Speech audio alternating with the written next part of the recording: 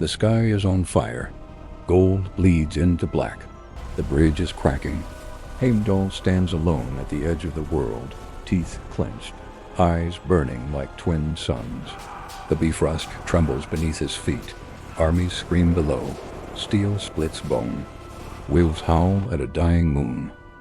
And then he sees him. Loki, not with sight alone, with something deeper, a pulse in the dark, a ripple in fate. No one could sneak past Heimdall. No shadow, no whisper, no lie. He could hear grass growing in distant fields. He could see 100 leagues across the sea. He needed less sleep than a bird, and yet he dies, killed by the very god he was born to watch. The guardian who saw everything somehow couldn't prevent the end. So what was Heimdall really? An unstoppable cosmic sentinel? Or a paranoid warden, guarding a prison already doomed to fall? Tonight, the watchman steps into the light, and the truth might not be heroic.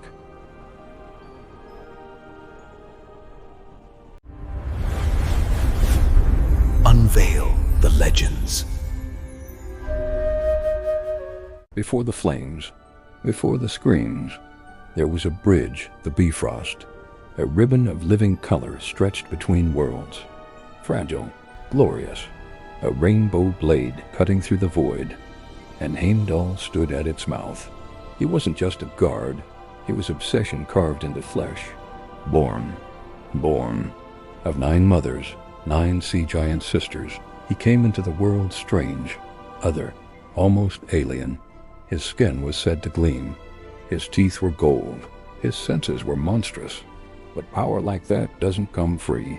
He slept less than any god. He trusted no one. He watched everyone. And in Asgard, trust was already rotting. Odin wasn't a wise old king. He was a collector of secrets, a hoarder of prophecies. He ripped out his own eye for knowledge and demanded everyone else pay their own price. Thor was brute force, wrapped in ego. Loki was chaos dressed as a smile. Peace in Asgard wasn't peace. It was tension, a held breath.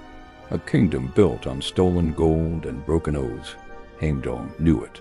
He felt Ragnarok coming long before the first wolf howled. And that's the problem. When you see everything, you see the end too. It starts with a sound, a horn, the Gjallarhorn. Heimdall's weapon, his warning, his voice. When it blows, the 9 realms tremble. But before that final blast, there were smaller moments, cracks in the system. Loki slipping in and out of Asgard like smoke, giants testing the walls, whispers of betrayal. Heimdall caught Loki more than once, saw through disguises, felt the shift in air when magic bent. The light, imagine living like that, always alert, always waiting for the knife. Heimdall didn't hate Loki because he was evil. He hated him because Loki was unpredictable, and unpredictability is terror to a mind built on vigilance. There's a story, dark, almost forgotten, where Heimdall and Loki fight over the Brisingamen. Freya's necklace. Loki steals it. Heimdall hunts him down. They transform into seals. They tear into each other in the black salt sea. Foam turns red. Teeth sink into flesh. This wasn't noble rivalry. This was personal. 2 opposites. Order versus chaos. Surveillance versus deception. Heimdall defined himself by the idea that nothing escapes him. But Loki's entire existence was escape. Every time Loki slipped. Through cracks, Heimdall felt it like failure. And then Ragnarok arrives. The sky splits. Fenrir breaks his chains. The dead sail in on a ship made of nails. And Heimdall does what he was born to do. He blows the Gjallarhorn. The sound isn't music. It's doom. It echoes through bone, through blood, through fate. The final war begins. Heimdall fights through fire and frost until he finds Loki in the chaos. No disguises now, no tricks, just hatred. They clash like collapsing stars, steel, blood, breath, and in the end, they kill each other, the Watcher and the Trickster, both dead in the ash. Here's the part no one likes to say out loud. What? If Heimdall's power wasn't strength, what if it was fear? Think about it. A god who hears everything, sees everything, never rests. That's not just power. That's hyper-vigilance, the kind born from trauma. Heimdall isn't just guarding a bridge. He's guarding a fragile illusion. Asgard survives because threats are kept out. But what if the real threat was inside all along? Odin's lies, Thor's arrogance, Loki's resentment. Heimdall watches the gate. Some scholars even suggest Heimdall represents social order itself, the rigid structure of hierarchy. He's tied to the creation of humanity in one myth, Rig, the god who establishes classes among men. Kings, warriors, slaves. Heimdall doesn't just guard borders, he defines them, and that's terrifying. Because borders create enemies. In this light, Loki isn't just chaos, he's rebellion, the part of the system that refuses to stay in its lane. So when they kill each other at Ragnarok, it isn't just two gods dying. It's the collapse of surveillance and subversion, order and chaos annihilating each other. He could sense the future, the coming doom, but he still played his role, because sometimes power isn't about winning, it's about fulfilling the script. And that's not strength, that's tragedy. Loki and Heimdall lying side by side in death.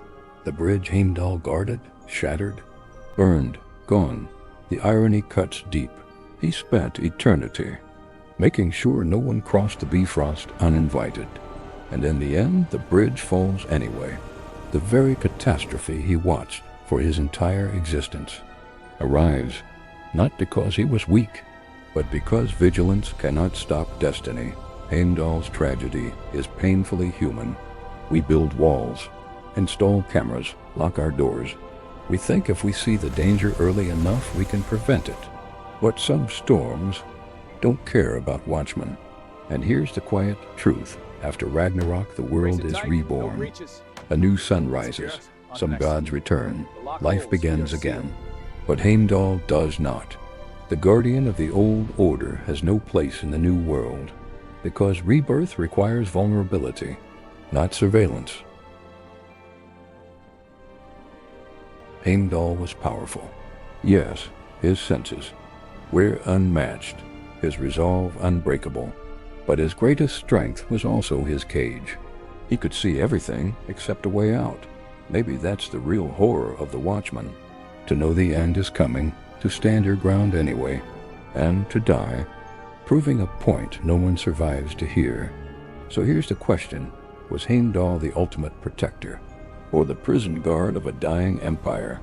Drop your verdict below, because next time we step deeper into the fire, into the mind of the trickster who killed him. Loki wasn't just chaos. He was something far more dangerous. And what he did to Baldur, it makes Heimdall's death look merciful.